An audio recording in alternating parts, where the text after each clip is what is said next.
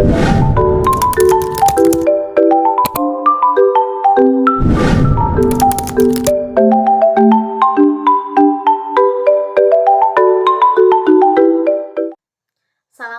warahmatullahi wabarakatuh. Perkenalkan, nama saya Ihsani Aziza dari Prodi Pendidikan Agama Islam. Video ini dibuat untuk memenuhi tugas analisis kurikulum, yaitu kurikulum dan pengembangan kurikulum. Kurikulum menurut Undang-Undang Sikdiknas nomor 20 tahun 2003 adalah seperangkat rencana pengaturan mengenai tujuan, isi, bahan, dan pelajaran, serta cara yang digunakan sebagai pedoman dalam penyusunan kurikulum tingkat satuan pendidikan dan silabusnya pada setiap satuan pendidikan. Adapun kurikulum menurut etimologi, yaitu kurikulum berasal dari bahasa Yunani, yaitu kurir, yang artinya pelari, atau kurare, yang berarti tempat berpacu. Dari beberapa pengertian menurut bahasa tersebut, kemudian digunakanlah kata course atau mata pelajaran yang harus ditempuh untuk memenuhi suatu gelar. Sedangkan secara terminologi, pengertian kurikulum menurut para ahli banyak, namun yang saya ambil yaitu menurut Crow.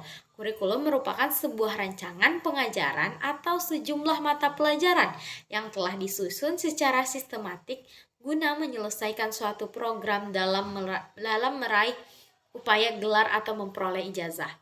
Dari beberapa definisi di atas dapat kita tarik kesimpulan bahwa pengertian kurikulum tidak hanya sebatas dalam bidang studi yang termuat di dalamnya maupun kegiatan belajarnya saja, tetapi juga mencakup segala hal yang mempengaruhi pengembangan dan pembentukan pribadi peserta didik yang sesuai dengan tujuan pendidikan yang akan dicapai, sehingga dapat meningkatkan kualitas pendidikan. Pengembangan kurikulum adalah sebuah proses yang kompleks dan melibatkan banyak faktor. Sekolah sebagai salah satu pelaksanaan implementasi pengembangan kurikulum sangat dipengaruhi oleh faktor-faktor sosial, kemasyarakatan, serta perguruan tinggi sebagai pencetak calon sarjana dan calon guru. Ada beberapa faktor yang mempengaruhi pengembangan kurikulum. Di antaranya, yang pertama yaitu perguruan tinggi. Kenapa perguruan tinggi? Karena perguruan tinggi menjadi faktor yang mempengaruhi pengembangan kurikulum baik di bidang ilmu pengetahuan dan teknologi maupun ilmu pendidikan dan ilmu keguruan. Selanjutnya yaitu ilmu pengetahuan, teknologi maupun memberikan kontribusi besar terhadap pengembangan isi materi pelajaran yang akan dikembangkan dalam kurikulum.